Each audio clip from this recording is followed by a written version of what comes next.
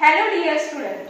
Today we are going to learn the remaining part of the white blood corpuscles or leukocytes or WBC.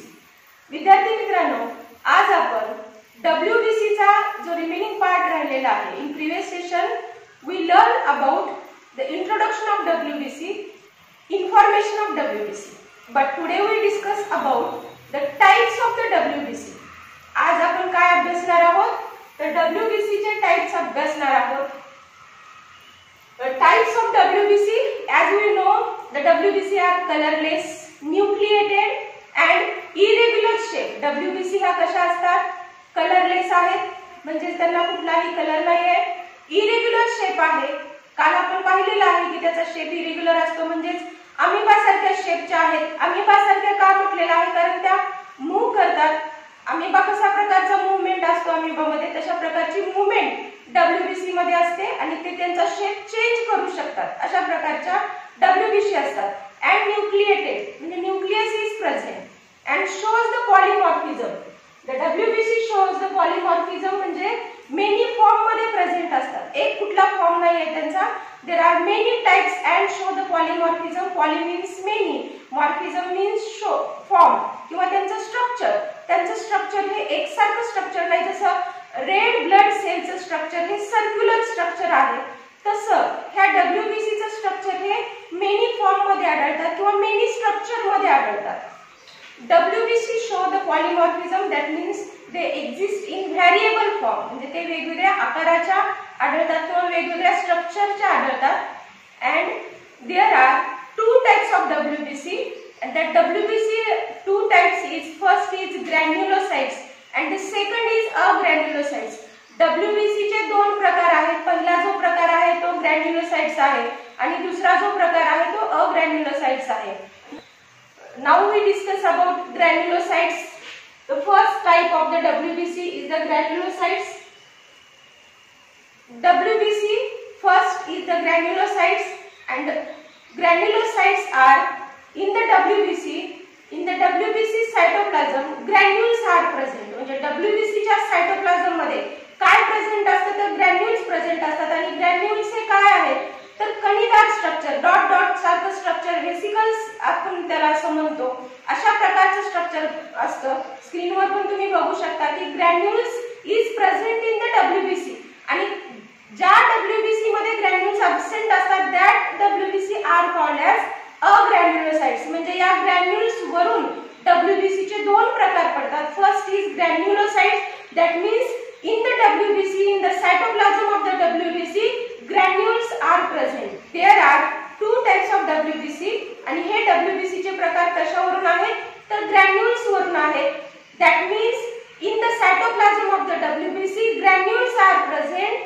That type of WBC are called as granulocytes. म्हणजे ज्या WBC च्या cytoplasm मध्ये granules present असतात, त्या WBC ला काय म्हणतात? तर granulocytes असं म्हणतात. And in the cytoplasm of the WBC, granules are absent.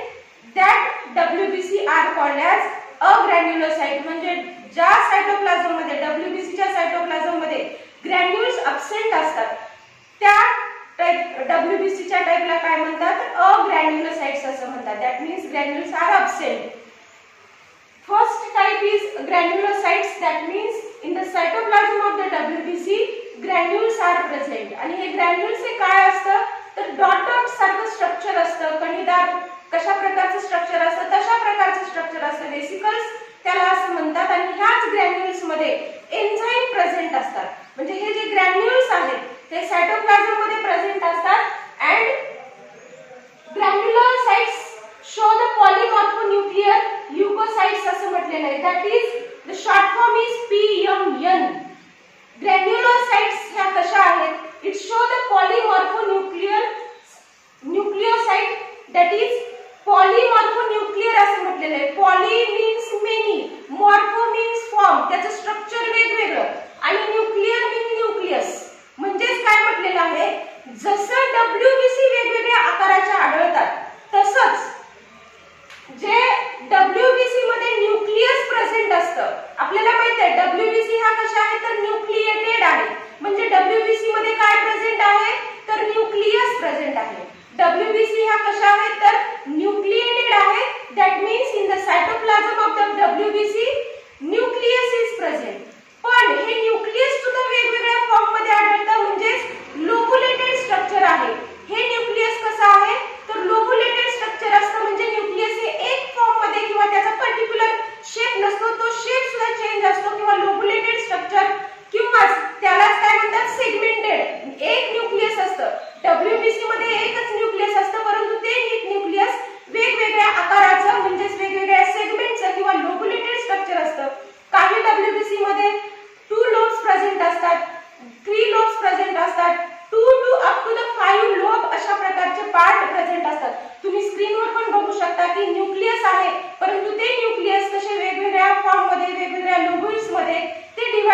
आहे, that means लोब्युलेटेड nucleus.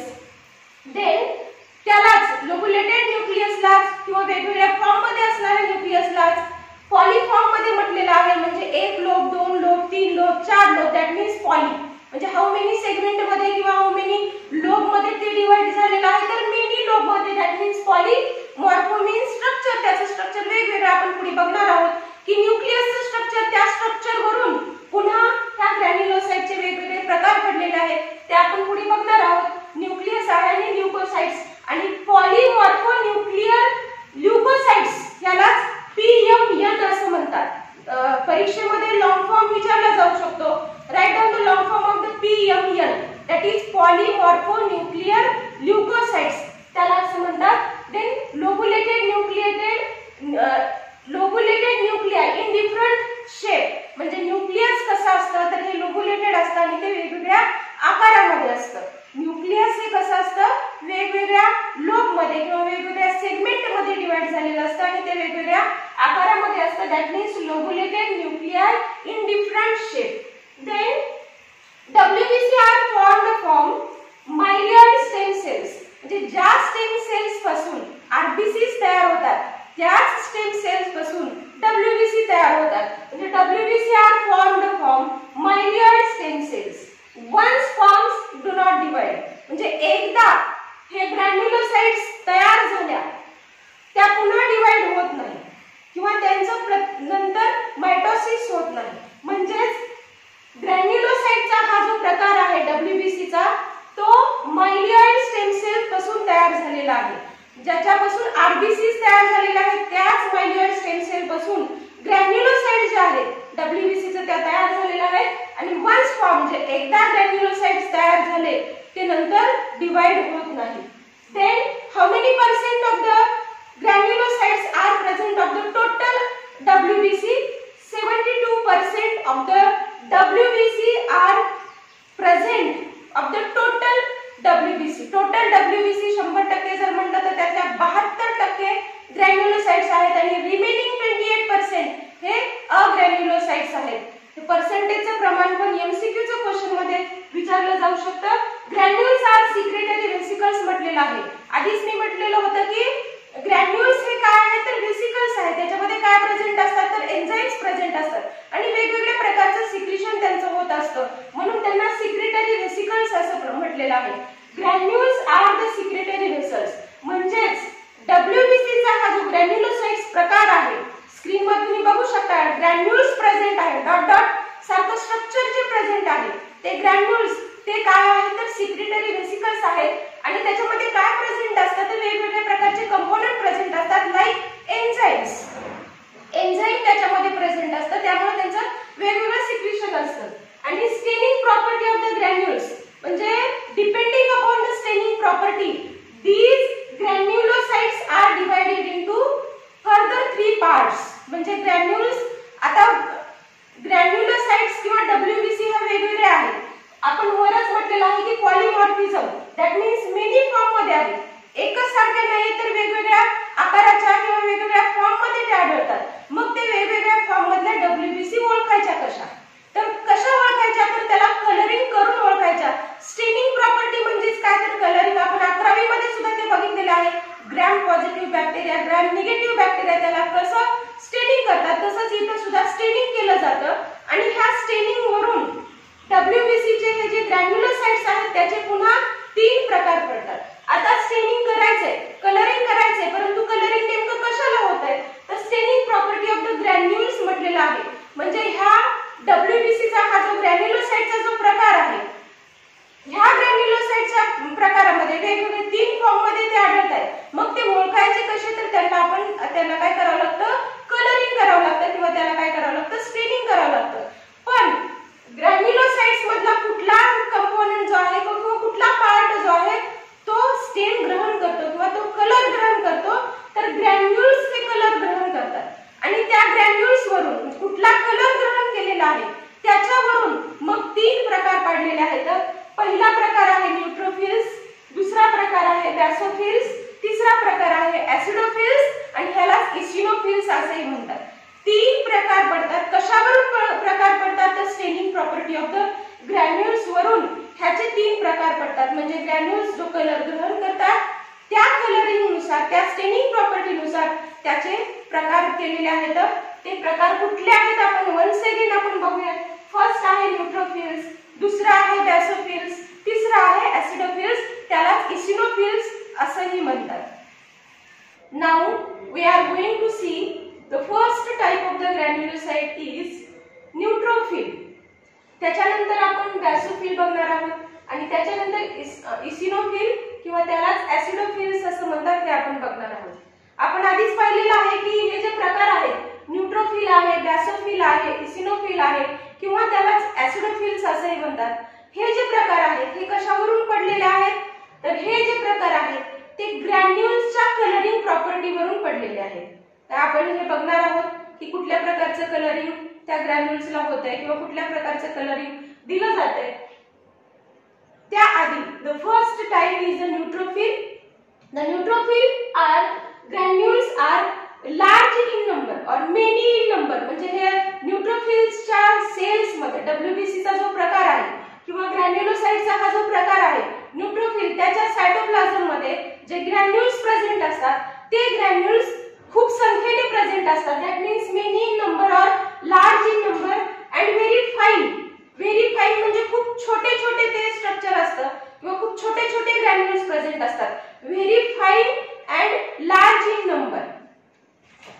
Neutrophils are stain with neutral स्टेन.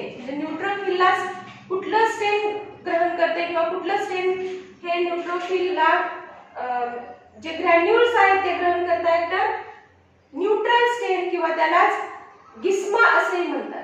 म्हणजे न्यूट्रल स्टेन, स्टेन कुठला वापरलं जातं किंवा स्टेन कुठलं ग्रहण करते तर न्यूट्रल स्टेन. आणि ह्या स्टेनमुळे जे ग्रॅन्युल्स आहेत ते कुठला कलर प्राप्त करून घेतात तर पिंक कलर. पिंक कलरचे ग्रॅन्युल्स हे स्टेनिंग दिल्यानंतर न्यूट्रोफिलचे जे ग्रॅन्युल्स आहेत ते पिंक कलर घेतात किंवा त्यांना पिंक कलरचे अपीअरन्स येतं. त्याला पेल पिंक कलरचे अपीअरन्स येतं म्हणजे फिकट गुलाबी रंगाचे अपीअरन्स येतं किंवा गुलाबी रंगाचे अपीअरन्स येतं. त्याच्यानंतर how many neutrophils are present in the granulocytes. Granulocytes आपल्याला माहिती आहे टोटल किती प्रेझेंट आहेत. टोटल WBC मध्ये 72% प्रेझेंट आहेत आणि त्याच्यातले these neutrophils are most abundant cells which is present in the granulocytes. म्हणजे 70%. म्हणजे how many neutrophils are present in the granulocytes 70%. म्हणजे 70%, 72%पैकी 70% एवढे कशाचा प्रकार आहे न्यूट्रोफिल्सचा प्रकार असतो.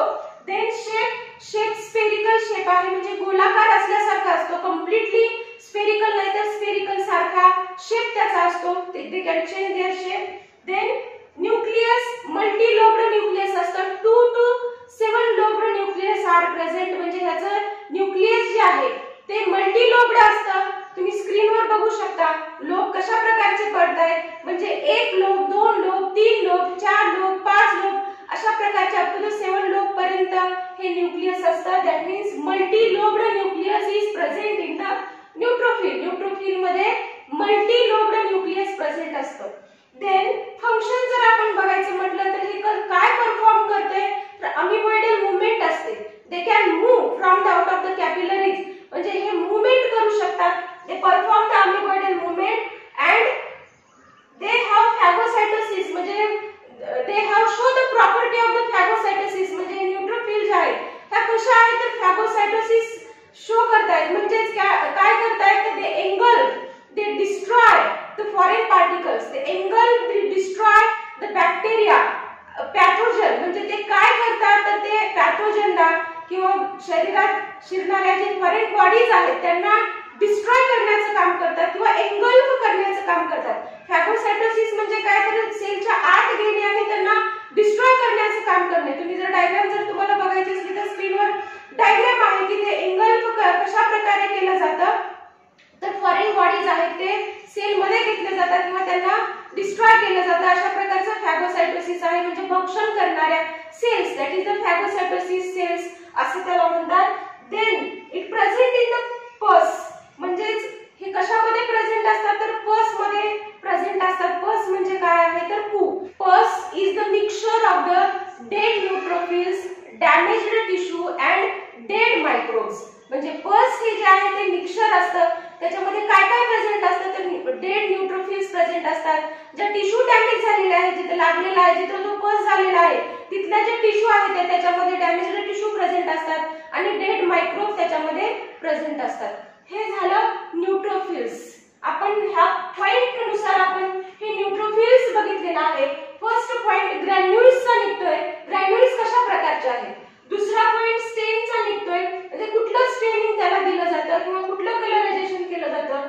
कलर म्हणजे कुठलं ते ग्रॅन्युल्स आहेत, कुठला कलर ते प्राप्त करून घेत आहेत. हाऊ मेनी नंबर्स असतात, 70% असतात. शेप कशा प्रकारचा आहे तर स्फेरिकल आहे. न्यूक्लियस कसा आहे तर मल्टीलोब्ड आहे. फंक्शन काय परफॉर्म करतात तर फॅगोसाइटोसिस फंक्शन परफॉर्म करतात. दे destroy and they engulf the pathogen, हे फंक्शन ते परफॉर्म करतात. कुठे प्रेझेंट असतात जास्तीत संख्येने तर पस मध्ये पण त्या प्रेझेंट असतात. आणि पस हे काय आहे तर एक मिक्सचर आहे. मिक्सचर कशाचं आहे तर डेड न्यूट्रोफिलचं मिक्सचर आहे, डॅमेज्ड टिश्यूचं मिक्सचर आहे आणि त्याचबरोबर आणखी त्याच्यामध्ये काय प्रेझेंट असतात तर डेड मायक्रोब्स प्रेझेंट असतात. हे सगळे आपण बघितलेलं आहे. तर ही झाली न्यूट्रोफिलची माहिती. आपण न्यूट्रोफिल बघत असताना पॉइंट नुसार आपण न्यूट्रोफिल बघितलेला आहे. फर्स्ट पॉइंट आपण ग्रॅन्युल्सचा घेतलेला आहे. न्यूट्रोफिलचे ग्रॅन्युल्स कसे असतात तर मेनी नंबर असतात, लार्ज इन नंबर असतात आणि व्हेरी फाईन असतात, खूप छोटे छोटे असतात आणि इव्हनली डिस्ट्रीब्युटेड आहेत. म्हणजे ते त्या सेल मध्ये तुम्ही डायग्राम जर बघितली तर त्या सेल मध्ये ते पूर्ण सेल मध्ये समान डिस्ट्रीब्यूट झालेले आहेत. असं नाही की एका साइडला जास्त आहे एका साइडला कमी, तर त्याला इव्हनली डिस्ट्रीब्युटेड असं म्हणतात. म्हणजे समान डिस्ट्रीब्युशन आहे. म्हणजे सायटोप्लाझम मध्ये पूर्ण सायटोप्लाझम मध्ये ते प्रेझेंट आहेत. त्याच्यानंतर स्टेन हा दुसरा मुद्दा आपण घेतला तर न्यूट्रल स्टेन त्याला केलं जातं, त्याला जिम्शिया असेही म्हणतात. त्याच्यानंतर कलर कुठला प्राप्त होतोय ग्रॅन्युल्सला तर पिंक कलर प्राप्त होतोय. हाऊ मेनी नंबर असतात तर 70% असतात. शेप कशा प्रकारचा असतो तर स्फेरिकल शेप असतो. न्यूक्लियस कसा आहे तर मल्टीलोब्ड न्यूक्लियस आहे. फंक्शन कुठलं परफॉर्म करतात तर फॅगोसाइटोसिस फंक्शन परफॉर्म करतात. आणि काय फॅगोसाइटोसिस आहे तर destroy the pathogen or engulf the pathogen. Then present in the pus, pus मध्ये प्रेझेंट असतात. आणि पस हे कशाचं मिक्सचर आहे तर पस हे डेड न्यूट्रोफिलचं, त्याचबरोबर डॅमेज्ड टिश्यूचं आणि त्याचबरोबर डेड मायक्रोबचं पस हे मिक्सचर आहे. अशा प्रकारे हे न्यूट्रोफिल्सचे पॉइंट आहे. Now basophils. Basophils is the second part of the granulocytes. आणि बॅसोफिल्स ह्या कशा आहेत तर ग्रॅन्युल्स आर फ्यू. म्हणजे ह्या बॅसोफिल्स मध्ये कमी ग्रॅन्युल्स प्रेझेंट असतात, फ्यू ग्रॅन्युल्स प्रेझेंट असतात अँड लार्ज इन साइज. म्हणजे या बॅसोफिलचे जे ग्रॅन्युल्स आहेत ते साइजने कसे असतात तर लार्ज इन साइज असतात. बेसिक स्टेन, द स्टेन विथ बेसिक स्टेन, that basic stain is methylene blue colour. म्हणजे ग्रॅन्युल्सला कुठला कलर प्राप्त होतो तर बेसिक कलर स्टेनचा हा जो प्रकार आहे, बेसिक स्टेनचा जो प्रकार आहे तो स्टेनचा प्रकार हे ग्रॅन्युल्स ग्रहण करतात आणि ब्ल्यू कलरचे ग्रॅन्युल्स दिसतात. त्याच्यामध्ये कसले कलरचे ग्रॅन्युल्स दिसतात तर ब्ल्यू कलरचे. आणि बेसिक स्टेन हा मिथिलीन ब्ल्यू कलरचा प्रकार आहे.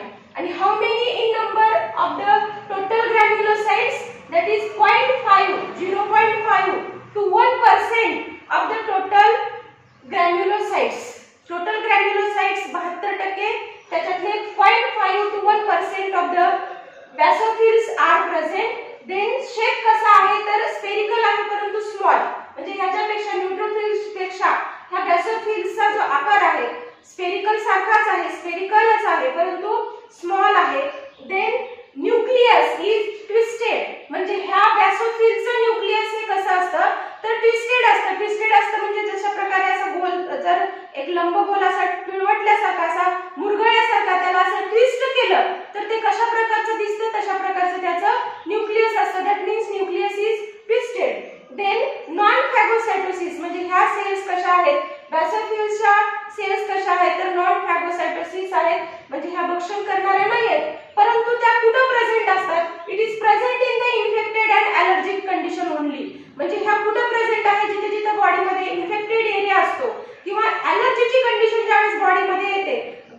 वेगवेगळ्या प्रकारच्या ॲलर्जी आहेत. कोणाला कशाचा स्पर्श झाला, गवताचे प्रकार कुठले कुठले, त्याची जर ॲलर्जी झाली तर अंगाला खाज येते किंवा सर्दीची ॲलर्जी असते, धुळीची ॲलर्जी असते. म्हणजे ह्या ज्या ॲलर्जी कंडिशन मध्ये ह्या सेल्स बॅसोफिल्स त्या कंडिशन मध्ये तिथे त्या प्रेझेंट असतात. And this present in allergic condition only, and these cells, basophils, secrete the secretion, that is secrete the hormones, that is heparin, histamine and serotonin.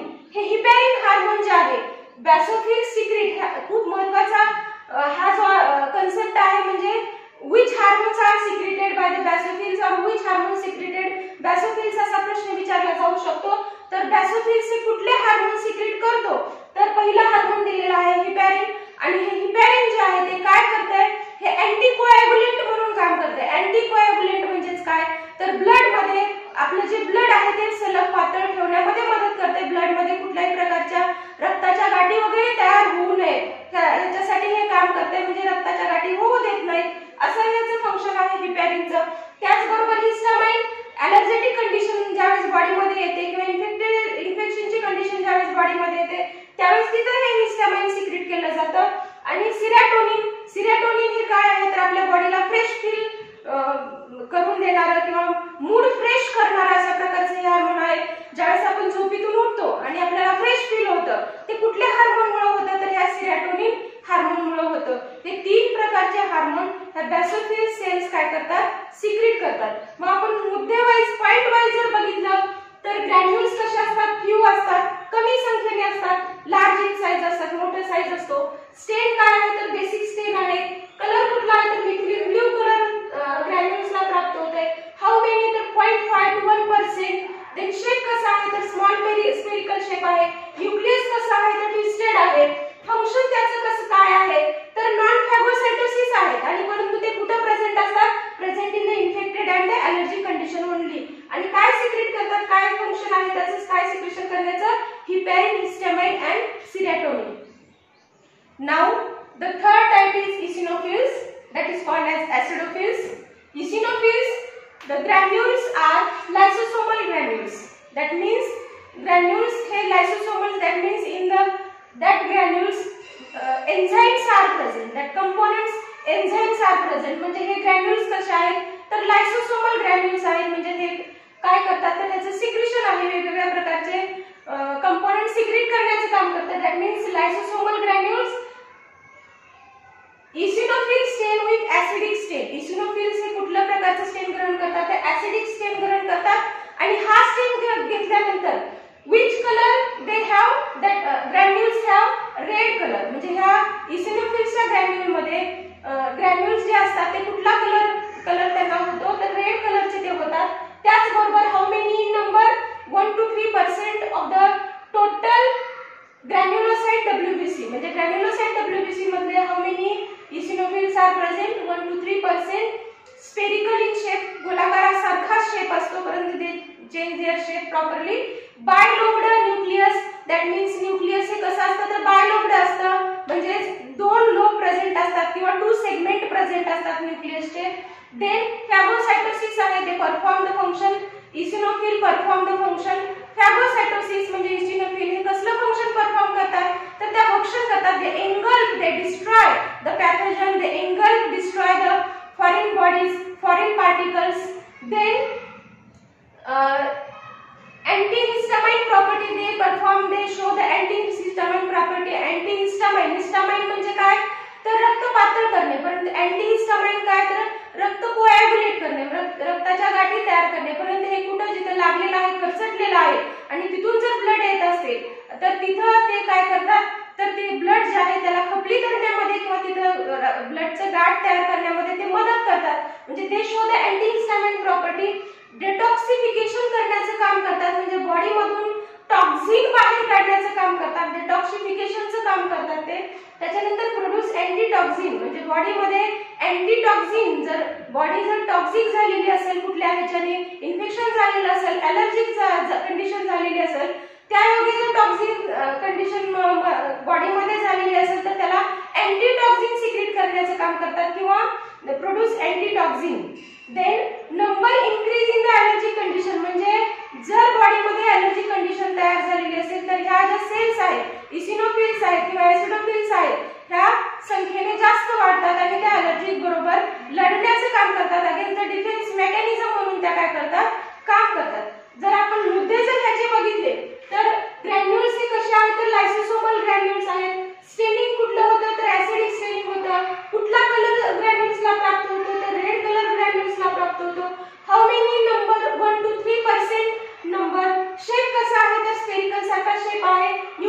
कसं आहे तर बायलोब्ड आहे. फंक्शन काय परफॉर्म करतात, फॅगोसाइटोसिस आहे.